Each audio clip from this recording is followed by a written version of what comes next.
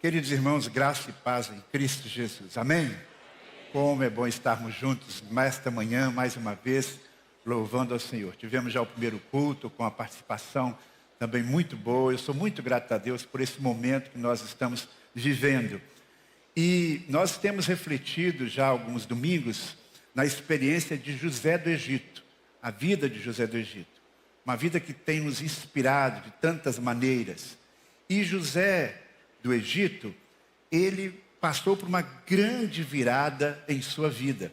Ele estava lá na prisão e, de repente, ele estava no palácio, era o vice-governador do Egito. Nós sabemos que isso não aconteceu por um acaso, não foi uma coisa de loteria, mas ele foi conduzido por Deus para esse novo momento da sua vida.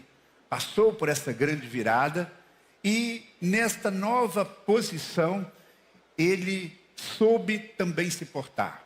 Porque Deus eleva quem Ele quer. Talvez você esteja pensando, Deus nunca me colocou numa posição de grande autoridade, de grande poder, de riqueza. Na verdade, Deus não promete isso para nenhum de nós. É a soberania de Deus que faz com que Ele, dentre os seus filhos, dentre os seus servos, possa escolher alguns para esta posição. E claro, a maneira como você reage a esta ação de Deus, a esta escolha de Deus, também vai determinar o seu sucesso. Mas quando Deus nos eleva, e eu falei sobre isso domingo passado, o grande desafio é continuarmos sendo fiéis a Deus. Porque tem pessoas que são fiéis a Deus na tribulação. No momento difícil, elas clamam ao Senhor e são fiéis ao Senhor. Mas quando elas estão numa posição nova de liderança, com mais recursos, elas não têm aquele mesmo relacionamento com Deus. E José nos mostra que ao longo de toda a sua vida, na dificuldade, na diversidade, na prosperidade, ele permaneceu fiel ao Senhor. E quando Deus nos eleva, o sentimento que deve prevalecer no nosso coração é o sentimento de gratidão a Ele. Entendendo que aquilo que nós conquistamos não são apenas conquistas pessoais, mas Deus está ali nos colocando nesta posição com propósitos especiais. Como já temos falado e vamos continuar vendo, José foi na verdade um grande líder, um gestor competente e um sábio administrador. Talvez você esteja pensando, pastor, eu não sou um grande líder, não serei nunca um grande líder. Não sou um grande gerente, mas cada um de nós, em diferentes níveis, é administrador. Você, quem sabe, é aquela pessoa que administra a sua casa, a dinâmica da sua casa. Quem sabe você está numa empresa e você dirige ali um grupo, você é administrador daquele núcleo, o dono do seu próprio negócio. Mas se você não está em nenhuma dessas posições, se você não é uma pessoa influente na sociedade, um grande administrador, você tem pelo menos a responsabilidade de administrar a sua própria vida, administrar as suas finanças. E é nessa perspectiva que eu quero refletir com você nesta manhã.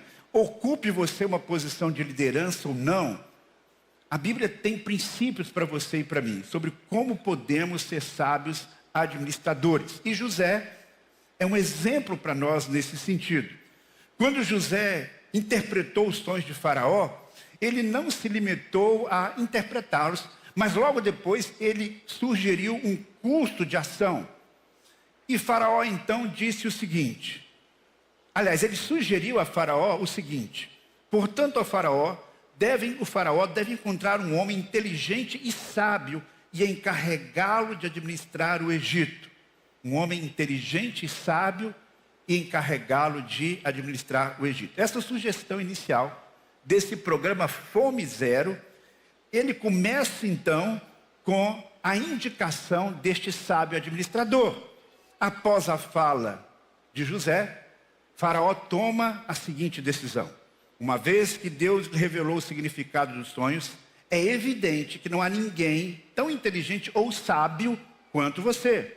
Ficará encarregado de minha corte, de todo o meu povo, e todo o meu povo obedecerá às suas ordens. Apenas eu, que ocupo o trono, terei uma posição superior à sua. Como eu falei no domingo passado, a partir deste momento, José recebe uma série de privilégios, mas ele também recebe uma enorme responsabilidade. Como é que José agiu então, diante desse desafio? Como é que nós podemos aprender com José alguns princípios básicos? Eu não vou falar aqui nenhuma coisa absolutamente nova.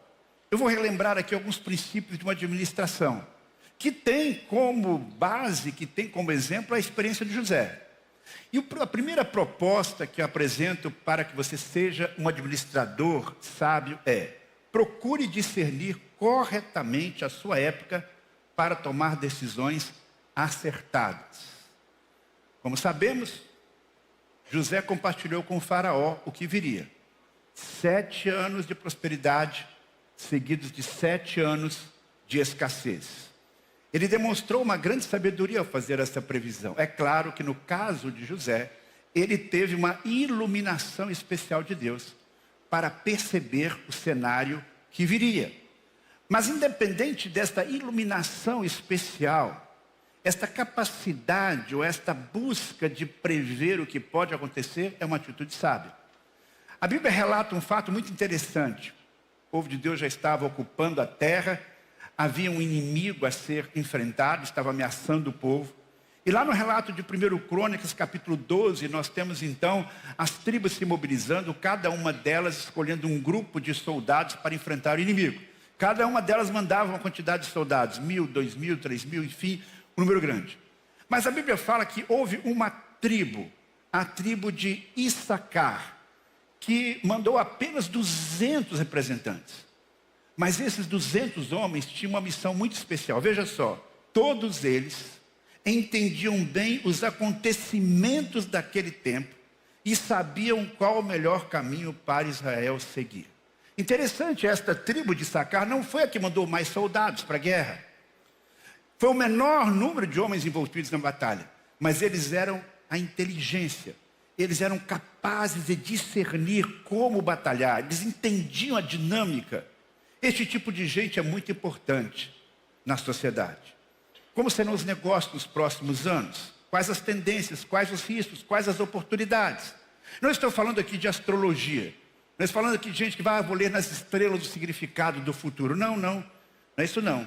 Um sábio administrador busca a orientação sobre o que está acontecendo ou sobre o que pode acontecer no futuro. Ele pensa, ele reflete, e eu penso que isto é uma dádiva de Deus, não no sentido de um dom espiritual necessariamente, embora exista o dom do discernimento, mas uma habilidade que Deus concede a algumas pessoas.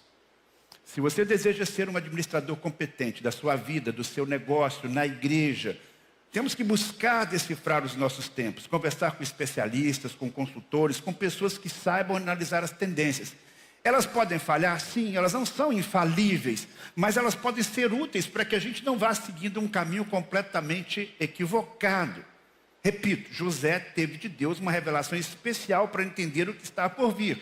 Nós nem sempre temos esta revelação sobrenatural, mas ao mesmo tempo é sábio procurar entender o contexto onde nós estamos vivendo. Alguma coisa que deu certo lá no passado pode não dar certo no presente e no futuro. Mas além disso, diante do cenário que se desenhava, José apresentou uma outra sugestão que depois a implementou. Gênesis 41, 34. Faraó também deve nomear supervisores sobre toda a terra, para que recolham 1/5 de todas as colheitas durante os 7 anos de fartura. Encarregue-os de juntar todo o alimento produzido nos anos bons que virão e levá-los para os armazéns de Faraó. Mande-os estocar e guardar os cereais, para que haja mantimento nas cidades. Desse modo, quando 7 anos de fome vierem sobre a terra do Egito, haverá comida suficiente. Assim, a fome não destruirá a terra. Segunda proposta que nós temos a partir da história de José é: faça uma reserva para assegurar suprimento para os tempos difíceis. Em algum lugar do futuro vai acontecer alguma dificuldade, algum problema. Não estou sendo aqui pessimista, mas a médio e longo prazo isso pode acontecer. E eu diria quase que vai acontecer. É uma enfermidade, é um pacote do governo que muda os rumos da economia, uma situação mundial que afeta a sua vida, o seu negócio, é uma pandemia. Então, nós vivemos num mundo em que nós não temos certeza de tudo que vai acontecer. Na pandemia, por exemplo, quem é que tinha dinheiro para comprar uma casa para investir? Aquele que tinha alguma reserva. Quem não tinha reserva, perdeu o emprego, ficou numa situação muito difícil. Um sábio administrador, na medida de suas possibilidades, faz uma reserva. É claro que se a pessoa está com as finanças todas bagunçadas, está com dívida no cartão de crédito, está devendo a Deus e o mundo, ele não tem como fazer uma reserva.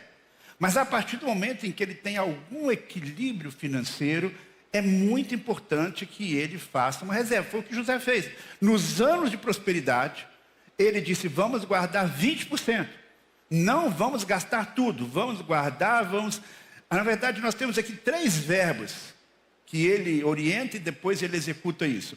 Recolher, pega lá direitinho nos campos, juntar, guardar num determinado lugar e depois de guardar, passe a chave. Tranque aquilo, guarde para o futuro. Você recolhe, você ajunta e você guarda e esquece aquele negócio que você guardou. Não fique contando com aquele dinheiro para qualquer coisa, não. Durante o tempo da abundância, ele não desperdiçou.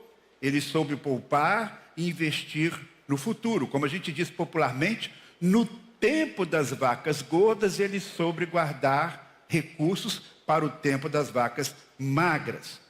Nós temos então aqui um princípio muito importante. Quando você ganha uma renda extra, um 13º, um bônus, ao invés de gastar tudo, guarde uma parte. Melhor é poupar pouco a pouco, com disciplina, do que simplesmente guardar tudo de uma vez só. Comece com o valor que você puder começar, mas seja perseverante. Alguma dica? De repente você pode dizer, pastor, minhas contas não dão de jeito nenhum. Quem sabe você pode parar durante 1, 2 meses e resolver anotar as suas despesas. Eu sei que isso é chato, dá trabalho. Tem gente que consegue ter uma disciplina maravilhosa nesse sentido. Não é? Eu já fiz isso algumas vezes, mas não consigo fazer isso a vida inteira. Mas é muito interessante para você ter um raio-x, para ver onde é que estão ali alguns gargalos. Coisas que você pode economizar para guardar. Quando você for fazer uma compra, pare e pense, será que eu preciso mesmo fazer esta compra? Eu já disse aqui, eu costumo falar quando eu trato desse assunto, de que quando eu entro num shopping center, quando eu entro num lugar que tem muitas coisas disponíveis, eu costumo pensar, vejo aí quantas coisas tem que eu não preciso. Né? Porque a gente fica olhando e achando que precisa daquilo tudo. Então o raciocínio é inverso. Porque cada vez que você economiza algo, você está provendo para o futuro. Não confie em todas as promoções, porque algumas vezes você comprando por impulso vai ficar com aquilo lá sem utilidade. A dica então é, a semelhança de José, vá poupando, tenha uma reserva de emergência para os tempos de escassez. Você sabia que algumas pessoas que ganham muito dinheiro em pouco tempo com facilidade, geralmente perdem também esse dinheiro? Eu já vi, por exemplo, a história do Antônio Domingos, um rapaz em 1983, 19 anos. O Antônio ganhou, ao equivalente hoje, a 30 milhões na loteria. E ele optou por viver uma vida de luxo, em hotéis caros, gastando muito além do que podia imaginar. E apenas em 1 ano e meio ele voltou a estaca zero, perdeu toda a sua fortuna. Recentemente li de um ex-ginasta olímpico, que ganhou muito dinheiro, 10 milhões ao longo da sua carreira como ginasta. E ele simplesmente perdeu tudo por falta de organização financeira. Ele não soube guardar nada. Todos nós aqui já ouvimos falar de Garrincha, um gênio do futebol. Ele não ganhou tanto dinheiro quanto as pessoas ganham hoje com o futebol, porque naquela época os valores eram menores. Mas mesmo assim, ele teve muitos privilégios, ele ganhou muito dinheiro. E por causa do alcoolismo e outras decisões erradas, ele terminou pobre. Todos nós sabemos de atores famosos que têm o seu momento de sucesso, de glória e de dinheiro. E no final da vida ficam aí fazendo vaquinhas na internet, pedindo às pessoas, os fãs, que possam ajudá-los. Todos eles quebram um princípio básico. Não souberam poupar em tempos de prosperidade para suprir as necessidades em tempos de escassez. Poucas das pessoas chegam na velhice com bons recursos se não guardarem recursos para isso. Um terceiro princípio que nós aprendemos com José, relembrando também, porque é um princípio muito básico, muito simples, é delegue responsabilidades. Especialmente no contexto profissional, no contexto ministerial, ou mesmo servindo numa ONG, se você é responsável por administrar algum grupo, alguma pessoa, alguma situação, o administrador sábio não trabalha sozinho. Ele não se propõe a fazer tudo, mesmo que ele tenha capacidade para fazer tudo na sua organização. E na maioria das vezes não tem. Veja só o que José disse e depois implementou. O faraó também deve nomear supervisores sobre a terra para que recolham 1/5 de todas as colheitas durante os 7 anos de fartura. Ou seja, ele depois colocou em prática seu próprio plano, que foi delegar responsabilidades. No seu planejamento estratégico, ele nomeou muitas pessoas, nós não sabemos exatamente quantos, mas pelo menos um em cada cidade polo, para coordenar a coleta, a controladoria, para que não houvesse desperdício. Cada um sabia o que fazer. Eles não tinham liberdade total. Não, aqui nós vamos cobrar 10% da produção, ali 30%, na outra 40%, aqui 50%. Não, todo mundo tinha uma diretriz, 20%. E eles tinham então que seguir aquela diretriz. E José com certeza acompanhou todo esse processo, todo esse progresso. Havia então cooperação, houve êxito na campanha, e José, mesmo tendo uma responsabilidade tão grande, ele não se desesperou, ele não entrou numa situação de estresse, no sentido de que eu não aguento mais esse cargo. Por quê? Porque ele compartilhou. Tem muita gente que passa por essas síndromes que tem aí de saúde, se esgotam, esgotamento físico e mental, porque eles não são capazes de delegar. Meus irmãos, aqui na igreja nós não conseguiríamos realizar o que temos realizado, se não fosse o trabalho dedicado de dezenas de irmãos, que caminham conosco, que administram a igreja conosco, que se envolvem conosco, agora mesmo na campanha, legado. Quantas pessoas estão envolvidas? Quantas pessoas nós pretendemos envolver? Alguns nem sabem que serão envolvidos, mas serão envolvidos, receberão responsabilidades. Por quê? Não se alcança um grande objetivo. Não se faz nada de significativo sozinho. É interessante que a quantidade de grãos que eles armazenaram foi tão grande que o autor aqui de Gênesis escreveu o seguinte, Gênesis 41, 47. Como previsto, durante 7 anos a terra produziu fartas colheitas. Ao longo deste tempo, José juntou todas as colheitas do Egito e armazenou nas cidades os cereais produzidos nos campos ao redor. Então havia toda uma estratégia aí. Armazenou uma quantidade imensa de cereais, como a areia do mar.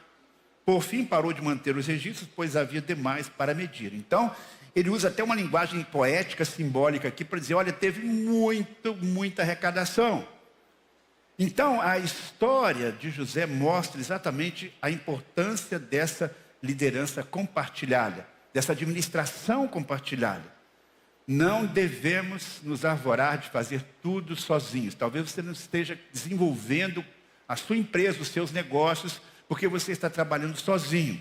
Eu sei que é difícil, às vezes, a gente encontrar bons colaboradores. É difícil treiná-los. Mas este é o caminho. Se você deseja que a sua vida, que o seu negócio prospere. E aqui você pode então aproveitar e fazer uma reflexão. Você que administra um pequeno ou um grande negócio, você que lidera um ministério aqui na igreja, você é um administrador centralizador ou aquele que compartilha responsabilidades? Você delega parte da sua administração a pessoas competentes que você treina? Repito, um negócio fica sempre limitado se depende exclusivamente de você. 4º lugar, pratique a disciplina que produz a constância. Não basta você dizer eu vou poupar. Veja só o que José fez. Como previsto, durante os 7 anos a terra produziu fartas colheitas. E ao longo deste tempo, José juntou todas as colheitas e armazenou os cereais produzidos na cidade, produzidos no campo, naquelas cidades. Não foi assim, o primeiro ano, maravilha. Conseguimos aqui. Segundo ano também, mas no terceiro ano vamos flexibilizar. Vamos mudar a política econômica? Não. Nós temos aqui na igreja um grande desafio com a campanha Legado. Esse é o primeiro ano da campanha. Mas se quisermos alcançar o objetivo que Deus tem colocado no nosso coração, nós temos que perseverar. É no primeiro mês, no segundo mês, no terceiro mês, no primeiro ano, no segundo ano, no terceiro ano, e assim sucessivamente. Tanto na administração da igreja, quanto na administração pessoal. Não basta dizer, eu vou porque poupar. Você coloca um valor irreal, você vai fazer o primeiro mês, mas no terceiro mês já mudou, já perdeu o foco. Não, pouco a pouco, dia após dia, mês a mês. Isso requer disciplina. Eu sei que para algumas pessoas que são disciplinadas isso é muito fácil. Mas talvez para a maioria de nós isso é um exercício extremamente difícil, mas necessário. Se você deseja alcançar os objetivos que Deus mesmo coloca para você, é preciso ter esta disciplina, fazendo regularmente. Foi isso que José fez. Durante 7 anos, sem exceção, 7 anos de fartura, guardou 20%, estocou, preservou para os 7 anos de escassez. Em último lugar, e talvez o mais importante, esteja consciente que os recursos que você gerencia, eles existem, eles estão em suas mãos, para que você possa abençoar outras pessoas. Gênesis 41, 57, nós lemos: gente de todos os lugares ia ao Egito comprar cereais com José, pois a fome no mundo era terrível, no mundo inteiro. Por que José chegou nessa posição de poder? Vamos relembrar. Porque Deus o colocou ali. Por que Deus o colocou ali? Para que ele pudesse trazer bênçãos especiais. Não somente para o Egito, não somente posteriormente para a sua família, mas para o mundo todo. Nós vemos claramente que José entende a sua missão e o seu propósito. Ele usou a sua influência para abençoar muita gente. Deus nos coloca em lugares de destaque, para que nós possamos ser instrumentos de provisão, de justiça, de bênção para outras pessoas. Você passou num concurso público e ocupa um cargo elevado na sociedade? Sendo um sábio administrador, reconheça que Deus o colocou ali para assumir responsabilidades maiores. Você empreendeu um negócio, você montou um negócio, está sendo bem sucedido. Deus quer que você use essa sua posição, esses seus recursos para abençoar muitas vidas. Guarde isso no seu coração. A promoção que vem de Deus não é para alimentar a sua vaidade, mas para um propósito muito especial. Deus nos exalta para que a sua glória seja vista e muitos experimentem as bênçãos da provisão divina para a sua vida. Um administrador fiel tem esta consciência. Eu tenho certeza que José se lembrou daquilo que Deus havia prometido e falado para o seu antepassado Abraão. Quando Deus disse a Abraão: vou abençoar você grandemente, e em ti serão benditas todas as famílias da terra. Ou seja, a bênção não é só para você. Eu abençoo você para que você espalhe essas bênçãos, para que você seja canal de bênção para muitas vidas. Naquele tempo, a população do Egito não morreu de fome, literalmente, porque Deus colocou ali um homem sábio e um homem que entendeu a sua missão. Sua administração foi competente, não apenas para suprir a demanda interna daquele povo, mas, como nós temos lido, para atender grande parte do mundo, as pessoas que recorreram ali. Grave bem esta lição. Bênçãos derramadas sobre nós são bênçãos a serem compartilhadas com outros.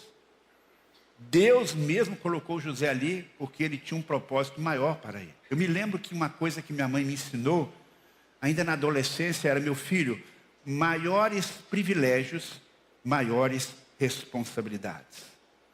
Com quem você compartilha o que Deus tem lhe dado? Você tem mais poder hoje do que no passado? Tem mais recursos hoje do que alguns anos atrás? Você tem uma boa casa? Um carro confortável? Lembre-se, essas bênçãos não são apenas para o seu conforto pessoal. Sua casa acolhe pessoas que necessitam de um apoio, até mesmo um abrigo temporariamente. A sua casa suficientemente ampla, por exemplo, recebe um PG e você faz isso com alegria. Você compartilha o seu carro com alguém? dar uma carona para alguém no trabalho, ou mesmo aqui na igreja, levando alguém ou trazendo alguém. Você já desviou o curso da sua rota, usando o seu carro para levar alguém para um hospital.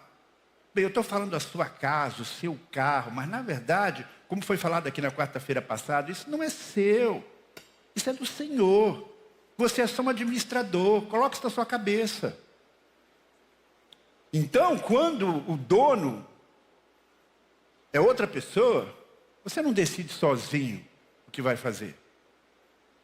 Você não faz mais do que obrigação, do que cumprir aquilo que Deus colocar no seu coração, para com os recursos que Ele lhe tem dado hoje, abençoar outras vidas. Você tem se tornado um profissional competente, influente? Como a sua competência tem ajudado as pessoas, especialmente os menos favorecidos? Deus quer que você supra as necessidades delas também. Isso não vai eliminar o esforço delas, mas Deus usa os recursos que você tem, a posição que você tem, a influência que você tem para abençoar outras vidas. Foi isso que eu aprendi com minha mãe. Mas na verdade, Jesus já ensinou isso há muito tempo atrás. A quem muito é dado, muito será exigido. A quem muito é confiado, mais ainda será pedido. Já parou para pensar sobre isso? Quando você pediu lá atrás, Deus abençoa os meus negócios, prospera a minha vida. Você viu isso só como uma oportunidade de melhoria para você e para a sua família? Ou você disse, não, Senhor, eu quero isso porque eu quero abençoar mais pessoas? Isso me lembra realmente um irmão que uma vez foi fazer um orçamento para a igreja, lá em Teoflotone, né? Um trabalho na igreja. E aí então, ele cobrou um preço muito alto. Meu pai, que era pastor da igreja, disse, meu irmão, mas esse preço está meio caro, né? Eu não acho que está caro. Disse, não, pastor, porque eu quero dar um dízimo bem alto também, né? Então é mais ou menos por aí. Ele queria realmente, ele foi estratégico na argumentação dele, mas o princípio é o mesmo, né? Quanto mais Deus lhe dá, mais Deus requer de você. Portanto, assim como José, cada um de nós é chamado para ser um canal de Deus. Se Ele levou você, foi para que você brilhe como uma luz no meio da escuridão. Você, como um líder, deve ter esta visão. Nós vivemos hoje um tempo em que os chamados e as propostas para o enriquecimento rápido são muito grandes. Estão aí todo dia na internet. Jogue, compre, você vai fazendo esse curso, você vai aprender como ganhar dinheiro sem fazer esforço, sem sair da cadeira. Quantos cursos na internet sobre como ganhar dinheiro com facilidade? Eu fico olhando isso e rindo, porque são tantas promessas falsas. Quantas pessoas quebrando financeiramente porque estão apostando na sorte, que na verdade é o azar. A história de José nos mostra um caminho diferente. É verdade que ele mudou a sua condição financeira de um momento para o outro, mas aquilo foi sendo construído por Deus na surdina. A sua prosperidade nasceu da sabedoria que veio de Deus. E ele podia ter chegado naquele ponto, mas se ele não fosse fiel a Deus, o plano poderia dar errado. Ele não saberia como administrar. Mas ele soube administrar porque manteve os princípios fiéis na sua mente, no seu coração e contou com a bênção de Deus. Nós vemos claramente que a Bíblia não fala sobre apenas a nossa vida futura. Isso é importante. A Bíblia fala sobre o nosso relacionamento com Deus, sobre perdão de pecados. Nós vamos daqui a pouco celebrar a ceia. Isso é muito importante. Mas isso não significa que nós temos que viver nesse mundo como ETs. Precisamos ter a sabedoria prática para o nosso dia a dia, na área profissional e na área financeira. Lembrando o que eu tenho dito, Deus não promete que todos serão ricos materialmente, que todos seremos chamados para dirigir grandes negócios, que todos trabalharão em empresas multinacionais e terão uma grande ascensão profissional, ou vão montar um negócio que vai dar emprego para muita gente. Mas eu não tenho dúvida que Deus deseja que todos nós sejamos administradores fiéis dos recursos que Ele nos concede. E a experiência de José nos ensina esses princípios divinos para uma vida financeira equilibrada. Tenho certeza que Deus não deseja que nenhum dos seus filhos viva atolados em dívidas, ou desperdiçando recursos, ou gastando o que recebe egoisticamente. Pare e reflita sobre isso. Como você tem usado os recursos que Deus tem lhe dado. Que hoje, olhando para o exemplo de José, abracemos o chamado de Deus para sermos administradores sábios, fiéis, competentes e generosos. Que Deus nos abençoe. Amém.